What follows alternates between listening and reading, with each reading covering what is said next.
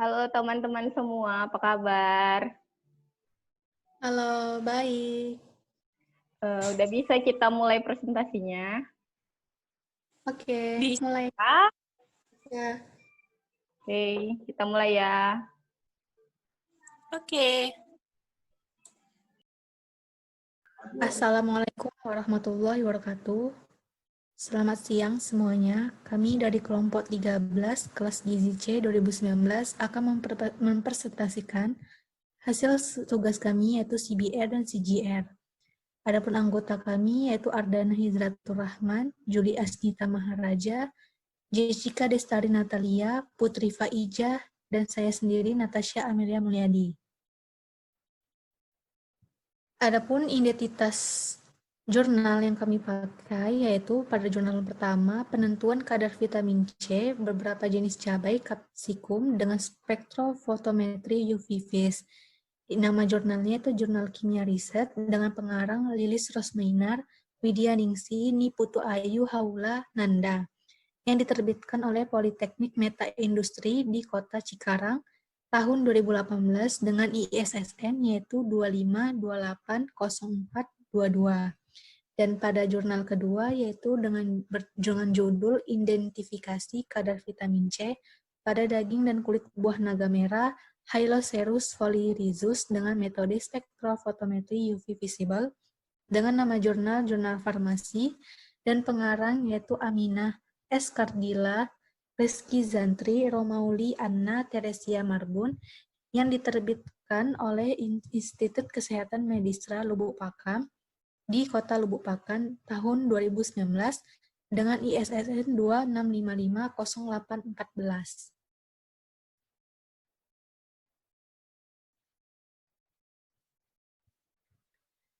Dan identitas buku yang kami pakai yaitu dengan judul Food Analysis edisi kelima dengan 649 halaman yang dikarang oleh S. Susanna Nielsen yang diterbitkan oleh Springer International Publishing AG di kota West Lafayette, Indiana, USA pada tahun 2017 dengan ISBN 978-319-45776-5. Selanjutnya akan dipresentasikan oleh Jessica Destari Natalia.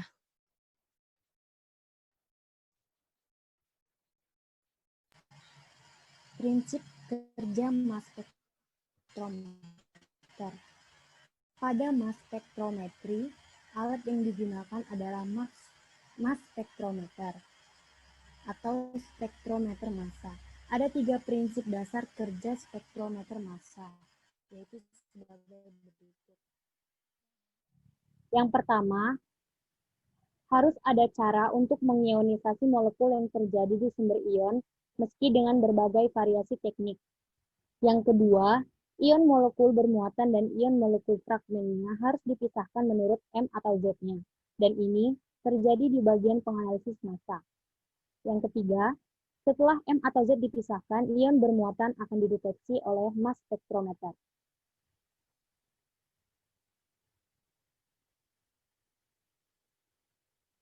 Pada mass spektrometer terdapat ruang hampa.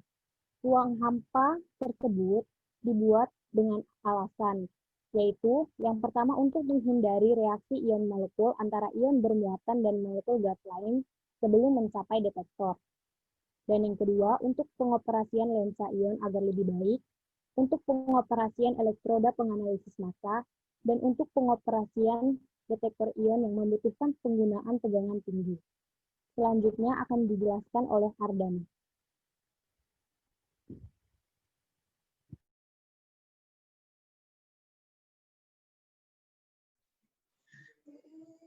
Nah, selanjutnya ada komponen penyusun, di mana komponen itu terdapat komponen dinamis, yang kedua ada sumber ion, yang ketiga ada analisis massa, yang selanjutnya ada kombinasi analisis massa, dan yang terakhir ada instruksi massa.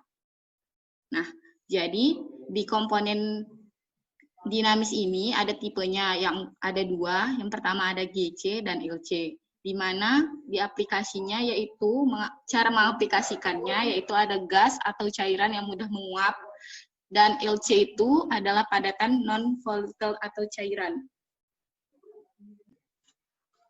Nah, yang kedua ada sumber ion. Sumber ion itu ada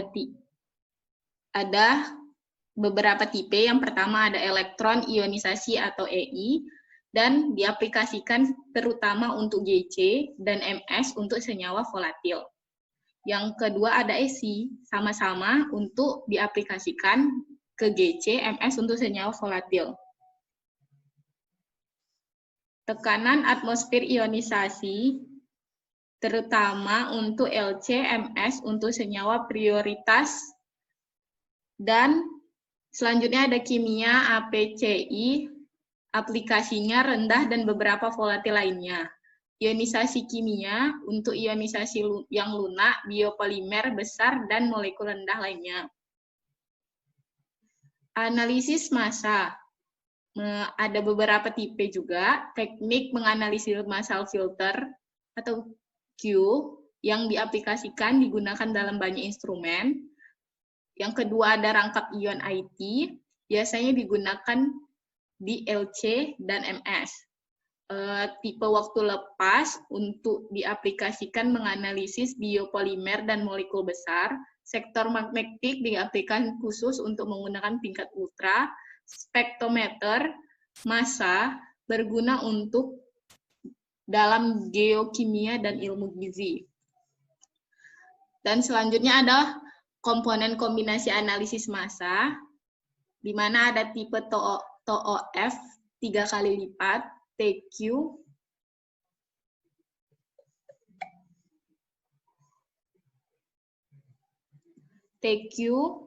VTMS, akurasi massa yang sangat tinggi, instruksi MS, TQ, analisis kualitatif kuantitatif, TOF, kebutuhan massa yang akurat, resolusi tinggi, VTMS, kebutuhan massa akurat, resolusi tinggi.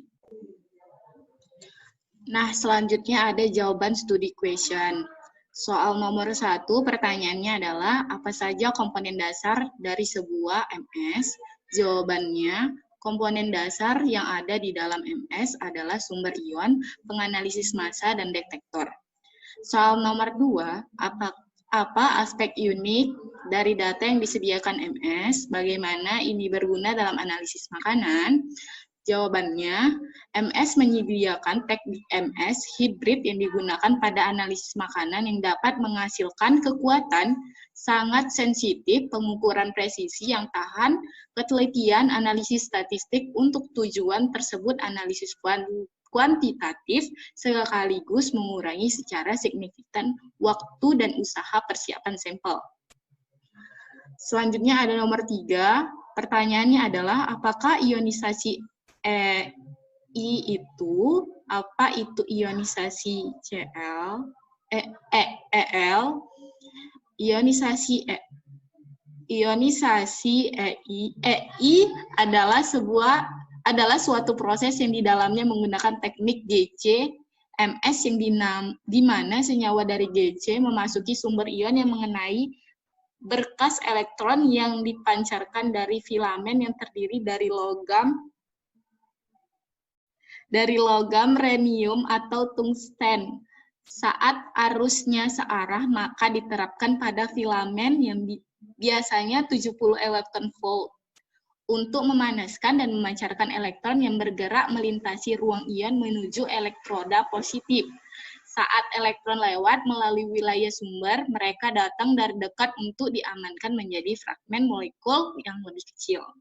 Yang kedua ada ionisasi kimia, sebuah ionisasi lembut ideal untuk biopolimer besar dan molekul rapuh lainnya. Selanjutnya akan dibacakan oleh Julie. Selanjutnya nomor 4, berapakah puncak dasar pada spektrum massa, berapa puncak ion perkusor? Puncak dasar pada spektrum massa memiliki pangkal pada M/Z dari 43, dan pada puncak ion prekursor memiliki yang tertinggi nomor massa dan mewakili muatan positif molekul utuh dengan M/Z sama dengan molekulnya massa. Nomor 5, apa perbedaan antara massa nominal dan massa monoisotopi? Massa nominal itu massa yang digunakan secara sinonim dengan massa molekul dan merupakan jumlah dari massa integer dari isotop paling melimpah untuk setiap elemen. Massa monoisotopik adalah jumlah terbanyak massa isotop yang melimpah untuk masing-masing penyusunnya elemen. Nomor 6, berapa ion fragmen atau utama yang diharapkan dalam spektrum massa EI dari etanol atau CH3CH2OH. Ion prekursor atau CH3OH+ berada pada A M/Z32 yang mana adalah berat molekul. Fragmen lainnya termasuk puncak alas pada A M/Z31 karena CH2OH+ dan CHO+, fragmen pada M/Z29 dan CH3+, fragmen pada M/Z15. Metode ionisasi kimia atau CL diklasifikasikan sebagai ionisasi lunak karena hanya sedikit fragmen yang diproduksi. Di dalam teknik gas terionisasi seperti metana atau CH4 yang kemudian secara langsung mengionisasi molekul. Selanjutnya,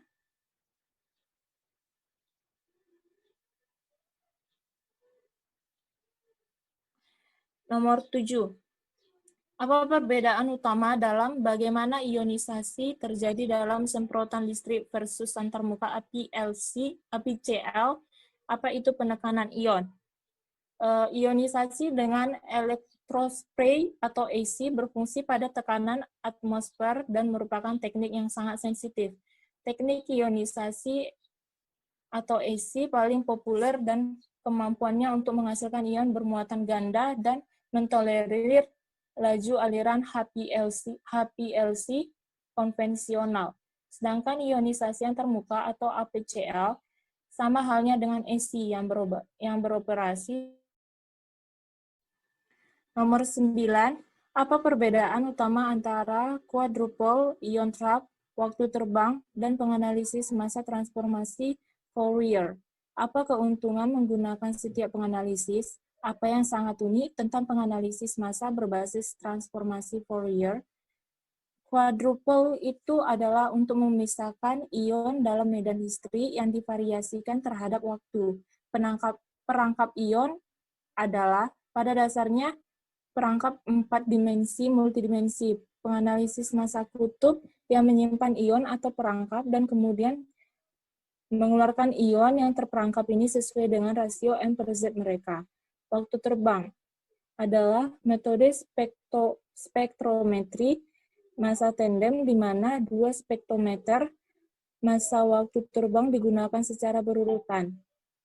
Fourier transform mass spektrometri atau FTMS, atau lebih tepatnya Fourier transform ion selectron resonance MS mengukur massa dengan mendeteksi arus bayangan yang dihasilkan oleh ion siklotron di hadapan medan magnet.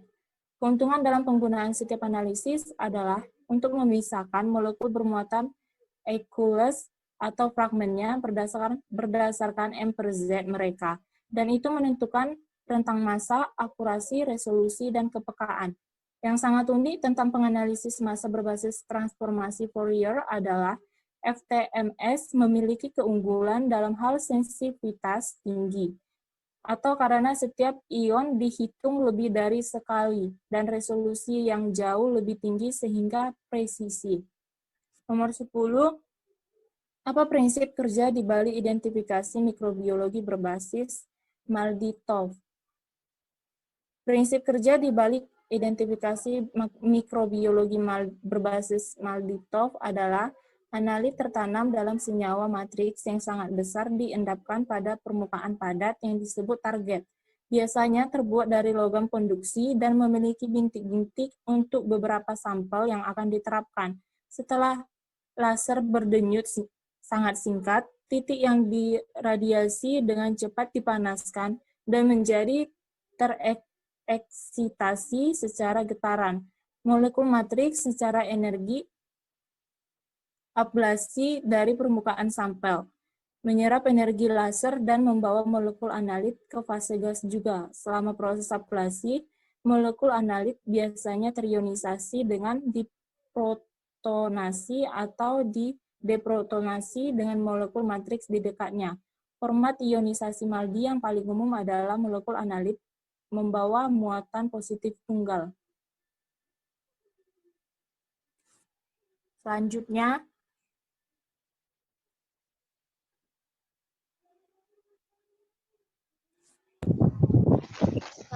akan dijelaskan oleh saya.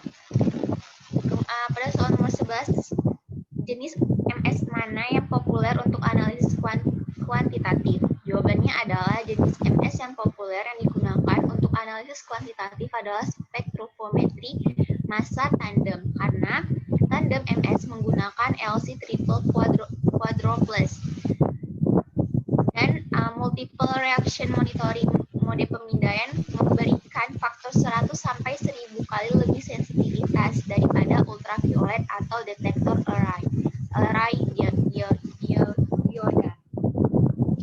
Selanjutnya itu nomor 12. Apa perbedaan antara CAD dan CID? Jawabannya adalah collision induced dissociation atau CID juga dikenal sebagai collisionally activated dissociation adalah teknik spektrometri massa untuk menginduksi fragmentasi ion terpilih dalam fase gas. CID merupakan hasil dari tabrakan induced dissociation, biasanya diamati pada instrumen triple Barlow atau triple quadruples. Sedangkan CAD adalah hasil disosiasi yang diaktifasi tabrakan, biasanya diamati dalam perangkap ion MS. Selanjutnya,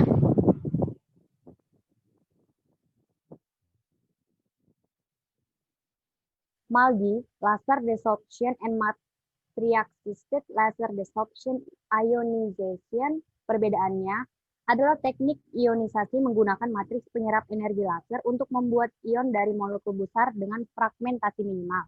Biasanya, MALDI diterapkan pada analisis biomolekul dan molekul organik yang cenderung fragmen ketika terionisasi dengan metode ionisasi yang lebih konvensional. ESI, yaitu electrospray ionization untuk molekul besar dapat menghasilkan ion dengan muatan beragam.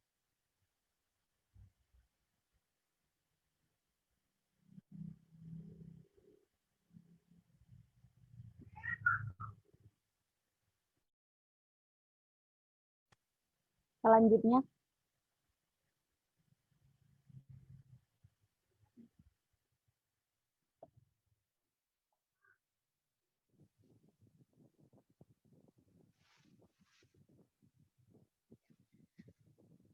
adalah aplikasi dalam analisis gizi. Pada jurnal 1, dalam mengaplikasikan spektrofometri untuk menentukan analisis zat gizi kadar vitamin C pada 5 jenis cabai, yaitu ada cabai merah besar, cabai rawit hijau, cabai javelai berwarna orange merah, cabai keriting merah, dan cabai hijau besar. Semua sampel cabai dilakukan analisis kualitatif terlebih dahulu dengan uji alkaloid, flavonoid, saponin, dan pemeriksaan tanin. Masing-masing diuji sebanyak 3 mili larutan cabai. Pada uji alkaloid ditambahkan 3 mili amoniak dan kloroform. Pada uji flavonoid pada uji alkaloid ditambahkan 3 mili amoniak, kloroform, dan reaksi hidrogen. Pada uji flavonoid ditambahkan alkohol dan HCl. Pada uji tanin ditambahkan FeCl3. Pada uji kuantitatif, penentuan kadar vitamin C pada sampel menggunakan teknik spektrofometri UV-Vis pada panjang gelombang 200 nanometer dan kurva kalibrasi dengan konsentrasi 75, 150, 750, dan 1500 ppm dengan aquade sebagai belangko. bubuk cabai yang sudah dihaluskan masing-masing ditimbang sebanyak 100 mg dan dimasukkan ke dalam beker gelas. Lalu ditambahkan aquades sebanyak CO2, kemudian disaring dan diambil filtratnya. Selanjutnya, filtrat tersebut diencerkan dengan aquades bebas CO2 sampai 100 ml. Kemudian diukur dengan panjang gelombang yang sudah ditentukan. Analisis kadar vitamin C pada metode spektrometri UV visible dari hasil pengukuran kalibrasi dengan persamaan Y sama dengan AX tambah B didapatkan hasil kadar vitamin C yang tertinggi pada sampel 4 yaitu cabai keriting merah, kemudian diikuti dengan urutan ketiga yaitu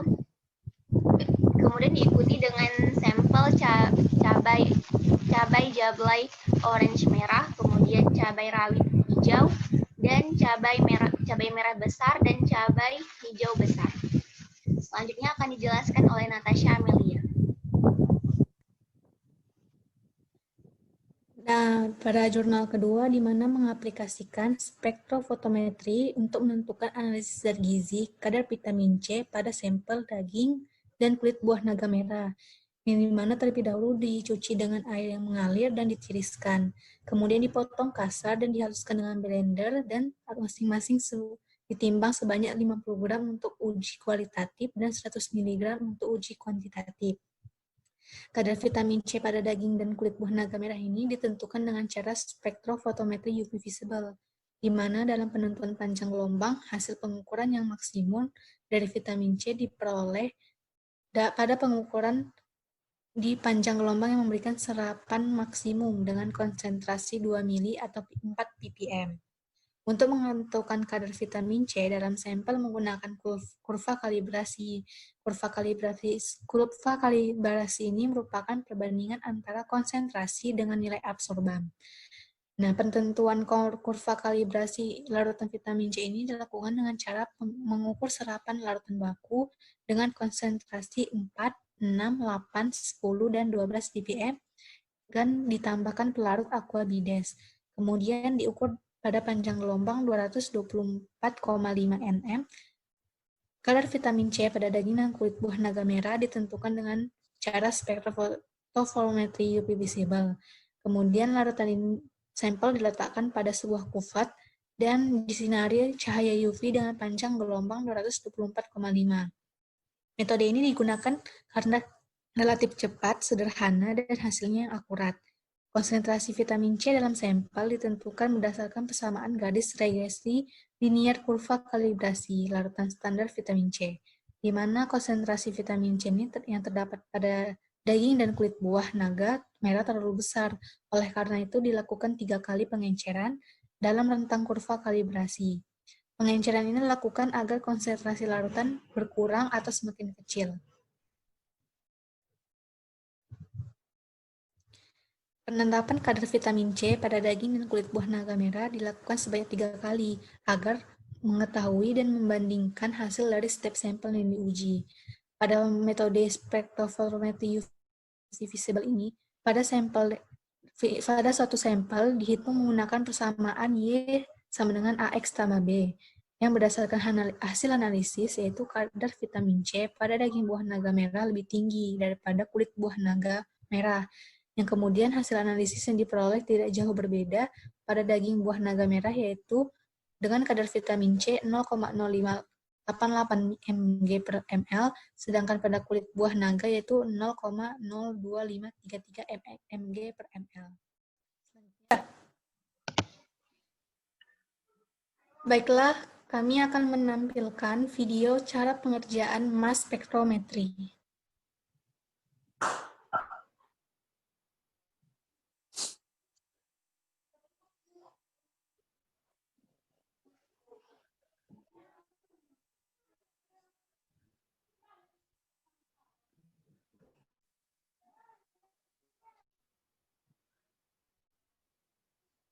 Udah nampak? Udah.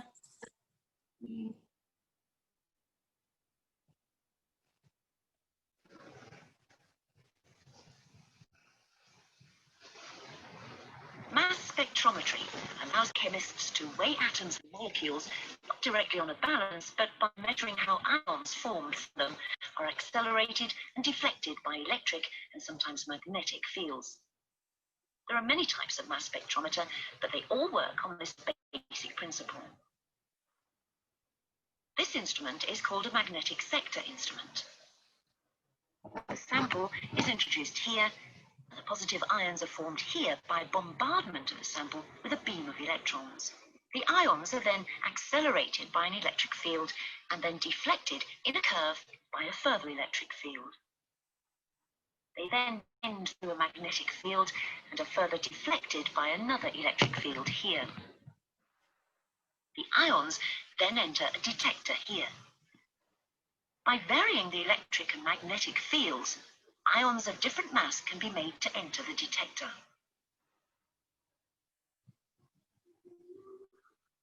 These pumps keep the interior of the instrument under a high vacuum.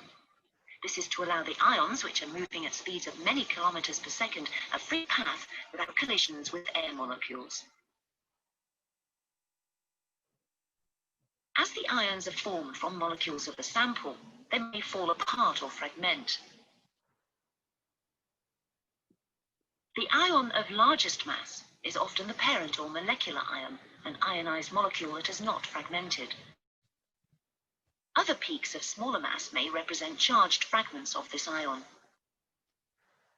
The masses of these fragments may give clues as to the structure of the original molecule. Liquid samples are placed in the tiny sample tube as shown. Here, we're running the mass spectrum of limonene, an alkene which can be obtained from the peel of citrus fruits. Only a little is required.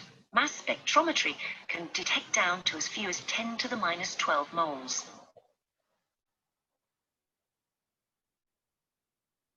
Volatile samples can be run neat. Less volatile ones are dissolved in a solvent such as dichloromethane, which then evaporates. The sample tube is placed in this probe, which is then inserted into the instrument via an airlock, so that the vacuum in the instrument is maintained. Volatile samples will vaporize at the low pressure inside the instrument, but the probe can be heated to vaporize less volatile ones. The electrons stream out from a heated cathode towards an anode, which is held at a potential of around plus 70 volts relative to the cathode. This is the ionization chamber where the positive ions are formed. These are formed when high-energy electrons strike the sample molecules. You can think of this as the electron beam knocking out an electron from the sample molecule. The sample fits here, and ions pass out through this slit. The heater itself is here. The electrons are accelerating in this direction, and the ions stream in this direction through the slit.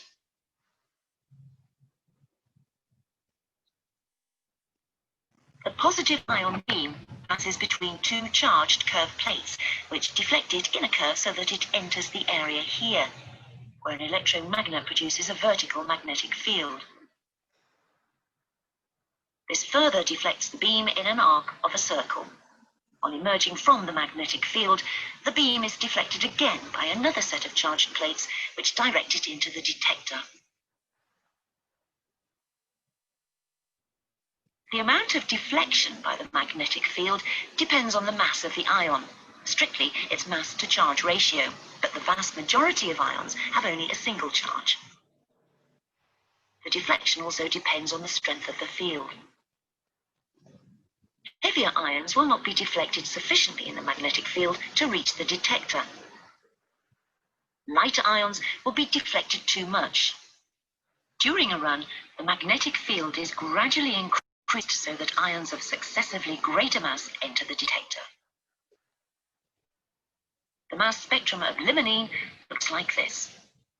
Each vertical line, called a peak, represents a different ion, and its mass in relative atomic mass units is shown on the horizontal axis. The height of a peak represents the abundance of that ion. The peak at 136 units represents the parent ion, the whole molecule that has lost an electron. The peak at mass 121 units, 136 minus 15, is the parent ion from which one of the CH3 groups, relative molecular mass 15, has broken off in the ionization chamber. And the peak at mass 107, 121 minus 14, could be formed by further loss of a CH2 group. Other peaks are caused by more complex breakdowns and rearrangements. Simple mass spectra show the masses of ions of the nearest whole number, which is fine for many purposes. However, this instrument can display masses to 3 decimal places of an atomic mass unit. This is called a high-resolution spectrum. It enables us to distinguish between different molecular formulae which have the same relative molecular mass to the nearest whole number. Here we see that the relative molecular mass of limonene is 136.125. This means that we can distinguish C10H16, say C9H12O, which would have a relative molecular mass of 136.194 to 3 decimal places.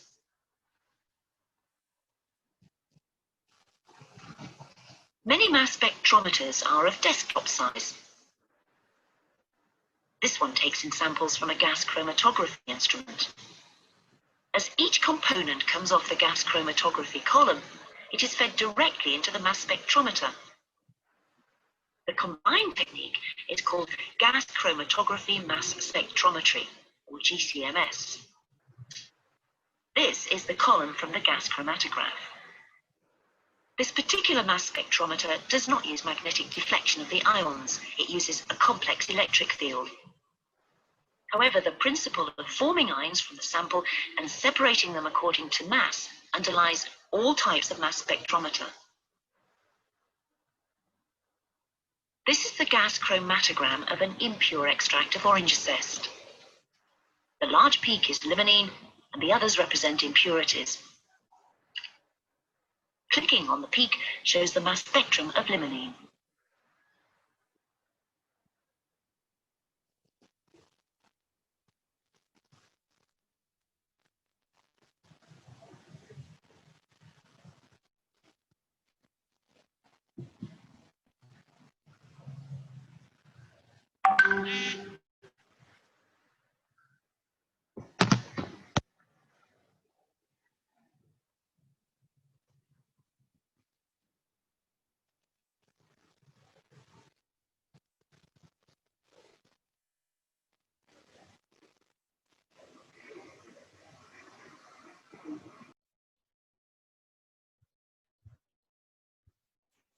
Sekian dari presentasi kami, semoga bermanfaat bagi kita semua sebagai ahli gizi ke depannya. Semoga bisa mendapat mengaplikasikannya sebagai ahli gizi ke depannya.